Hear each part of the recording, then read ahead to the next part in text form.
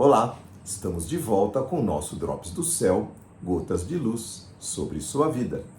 Trazemos mensagens de encorajamento, de fé e inspiração para que você se aproxime mais de Deus, o conheça de perto e o sirva de todo o seu coração.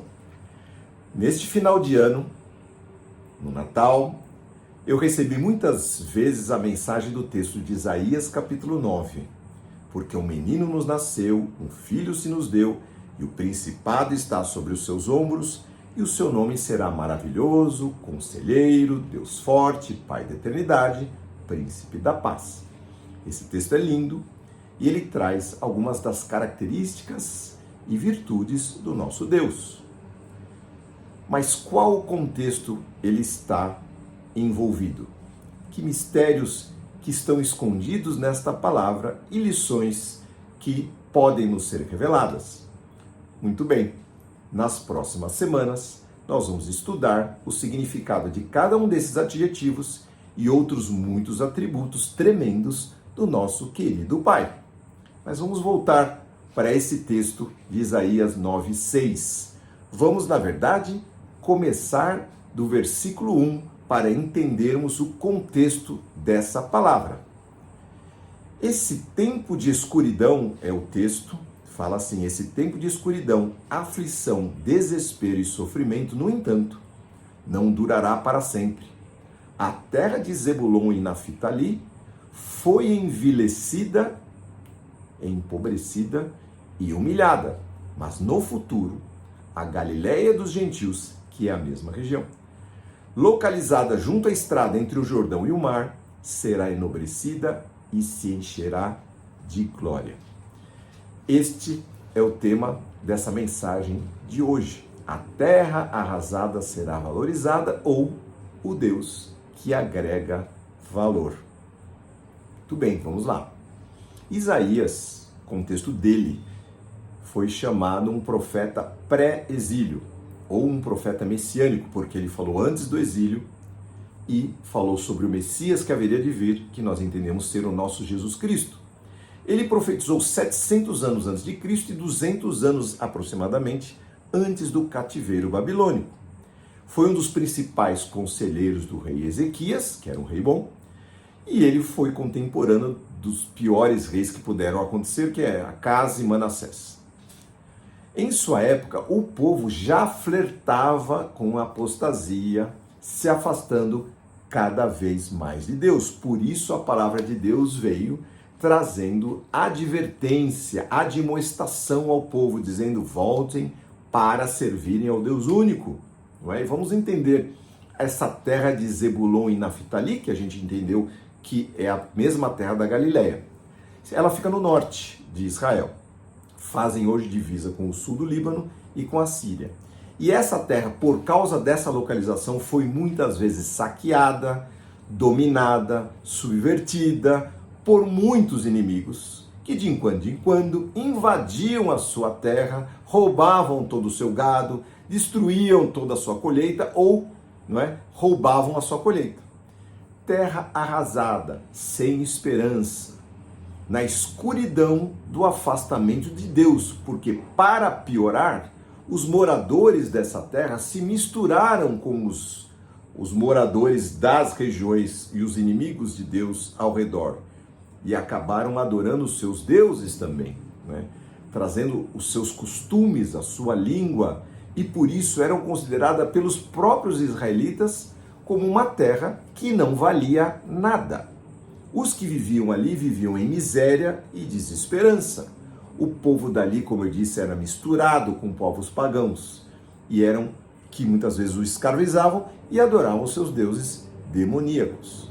Deus enviou então o profeta, através do profeta Isaías, várias palavras proféticas de advertência, como eu disse, sempre conclamando o povo a voltar para os seus caminhos. Em meio a essas palavras de advertência, ele bondosamente enviou outras tantas palavras de encorajamento, direção e esperança no Messias que viria para resgatar, salvar e abençoar o seu povo.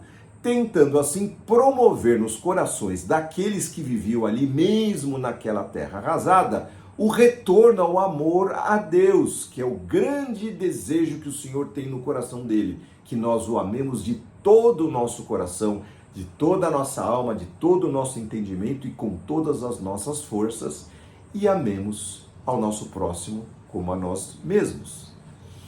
E assim, o profeta Isaías trouxe essa palavra, não é?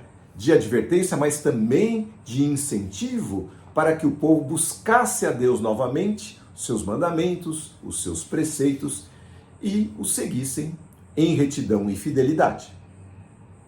Quem humilhou a terra de Zebulon e Naftali? Foi o pecado, a apostasia, o desvio das coisas de Deus em prol do modo de vida e dos deuses dos povos idólatras vizinhos de Israel. Não é? Por isso, os judeus chamavam aquela terra a Galileia dos gentios, ou seja, nem fazem mais parte da gente. Era um negócio meio de escanteio, assim. Mas o nosso Deus, ele transforma a terra arrasada em terreno fértil. E a profecia continua e conta que haveria uma grande mudança nessa terra. E agora nós vamos ler o versículo 1 a 6. O povo, versículo 2 agora, o povo que andava na escuridão viu uma grande luz. Para os que viviam na terra de trevas profundas, ou no vale da sombra da morte ali, uma luz brilhou. Tu multiplicaste esse povo e lhe deste grande alegria, diz a palavra. Eles se alegrarão diante de ti, como os camponeses se alegram na ocasião da colheita, como os guerreiros a repartir as riquezas tomadas nas guerras, os despojos. Pois tu lhes quebraste as correntes de escravidão que os oprimia e levantarás o fardo que lhes pesava sobre os ombros. Quebrastes o cetro do opressor, como fizeste ao destruir os midianitas, que é a história de Gideão. Pois um menino nos nasceu, olha só, um filho nos foi dado, ele está falando do Messias, de Jesus. O governo estará sobre os seus ombros e ele será chamado de maravilhoso, conselheiro, Deus poderoso, Pai eterno e príncipe da paz. Seu governo continua, Seu governo e sua paz jamais terão fim.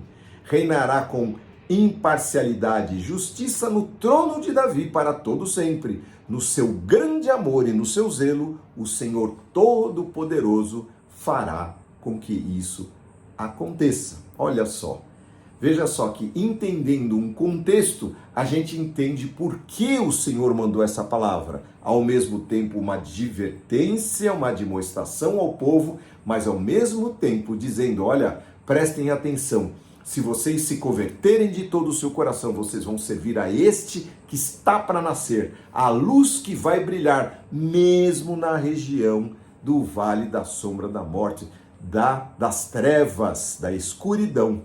Quando Jesus nasceu em Belém e foi para onde? Para Nazaré, chamada a flor da Galileia. E assim Jesus de Nazaré trouxe valor ao local outrora destruído.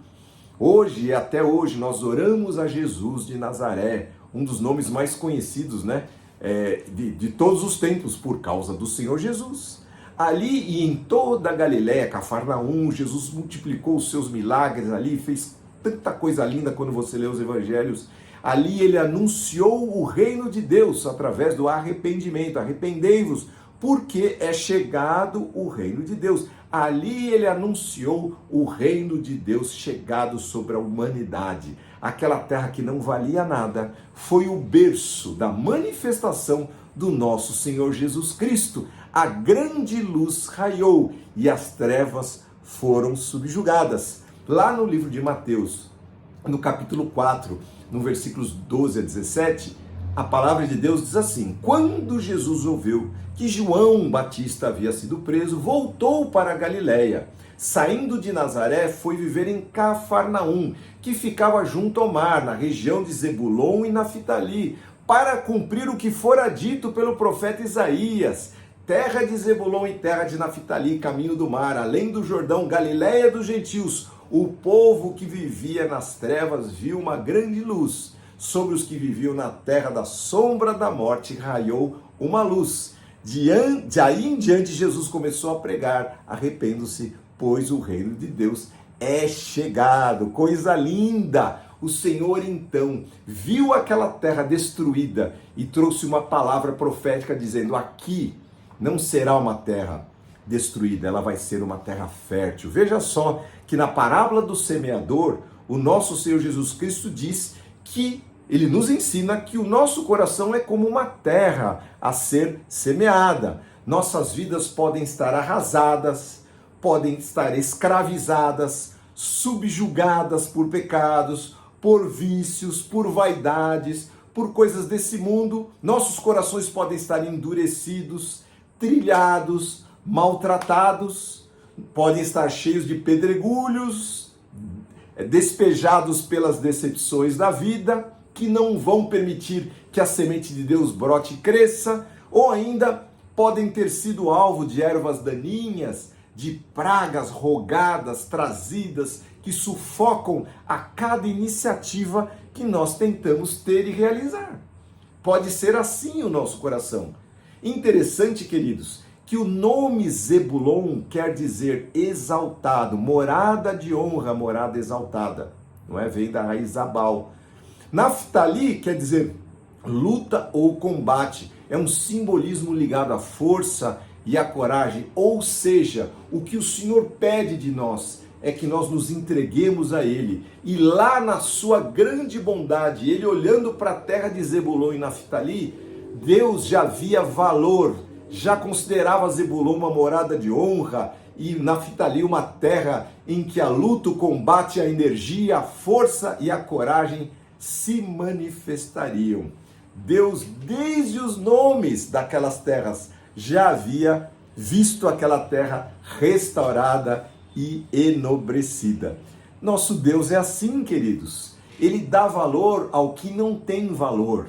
Se você não vê valor na sua vida, Deus vê valor na sua vida. Quando eu não tinha valor algum para os meus próprios olhos, o Senhor viu em mim o que eu não enxergava e o que ninguém enxergava. É só você ver. Eu vou contar 4 exemplos aqui da palavra de Deus. Um era o próprio Gideão, que nós acabamos de falar dos midianitas, quando Deus apareceu para ele e falou: você vai libertar o povo, não é? Ele era um juiz, foi levantado na época no livro de Juízes, e ele fala: eu sou o menor, da menor das tribos de Israel, e você vem chamar a mim.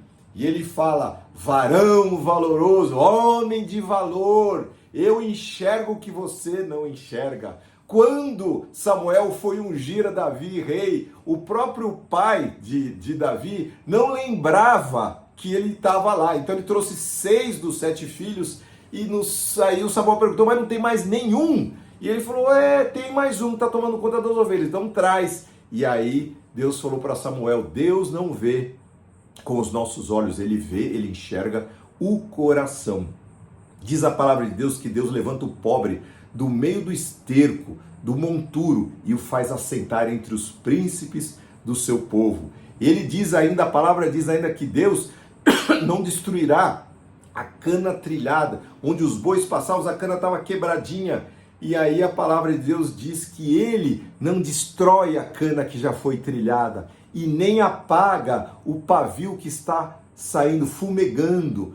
Deus não vai lá apagar, destruir. Se há uma chama no seu coração de fé, que você quer que cresça, o Senhor Jesus tem algo para você, e é hoje que Ele tem. Sabe por que eu sei? Porque eu queria encerrar com uma palavra que Filipe, o discípulo de Jesus, quando chamou Natanael para saber quem era Jesus, e falou: cara, nós encontramos, esse é o Messias. Aí ele falou, Natanael falou: mas de onde ele vem? Aí Filipe falou: ele vem de Nazaré, não é? Da Galileia, dos gentios, daquela terra. E aí Natanael pergunta: pode vir alguma coisa boa de Nazaré? Veja só o conceito que eles faziam da Galileia. E aí Filipe respondeu para ele 3 palavrinhas: vem e vê. Ou seja, levanta daí onde você está, querido, e vem ver quem é esse Jesus que traz valor sobre sua vida. E eu te convido a que você conheça esse Jesus. mais de perto, neste ano de 2024 que se inicia, que você possa vir e ver, conhecer de perto. Nós falaremos desses valores de Deus, exaltaremos os valores de Deus, porque Ele é digno disso em todo este ano. Para quê? Para que o seu coração se encha de fé e você possa assim conhecê-lo de perto. Vamos orar. Senhor nosso Deus Todo-Poderoso, vem com o teu poder nesta palavra que é tua e traz sobre os corações daqueles que estão ouvindo esta palavra a fé, que o Senhor possa fazer a fé brotar em seus corações, principalmente, Senhor, naqueles que estão como terra arrasada, que não tem valor nenhum aos olhos dos homens, que se sentem excluídos, que estão debaixo de jugo, de perseguição, que estão debaixo de escravidão. Senhor, o Senhor olha para eles e como o Senhor fez aqui com a terra de Zebulon, o Senhor os considera morada de honra, valor, cheios, varões valorosos, como o Senhor falou para Gideão, pessoas ligadas à coragem, pessoas que vão se levantar e vão fazer a diferença nessa geração que estão vivendo. Então, Senhor, acrescenta essa fé aos seus corações e que eles possam se levantar e possam te servir, possam te conhecer como Deus Todo-Poderoso, Deus que vê valor, Deus que transforma a terra arrasada em terra fértil. Que assim seja no coração desses teus filhos e que eles saibam que aquilo que não tem valor nenhum para os homens, para o Senhor, vai ser tua morada, porque o Senhor Deus vem habitar em nós e nós nos tornamos templos da habitação do Senhor, do Espírito Santo tremendo do nosso Deus. Muito obrigado, Senhor, por tudo. Dá aos teus filhinhos uma boa semana, dá um ano de 24 de vitórias, abençoa suas famílias, abençoa a obra das suas mãos, o seu trabalho, as suas iniciativas, cuida dos seus corações e principalmente, Senhor, que eles permaneçam nos teus caminhos, porque os tempos são difíceis e nós queremos estar ligados a Ti em todo esse ano, em nome de Jesus. Amém. Deus abençoe, meus queridos, que ouviram essa palavra. Se você gostou, curta aí, se inscreva no nosso canal para você receber uma palavra todas as semanas, todos os domingos, e que você possa crescer a cada dia. Espalhe essa palavra, envie para os seus queridos, para que eles também tenham a chance de conhecerem esse Deus que vê valor nas suas vidas. Deus abençoe, boa semana.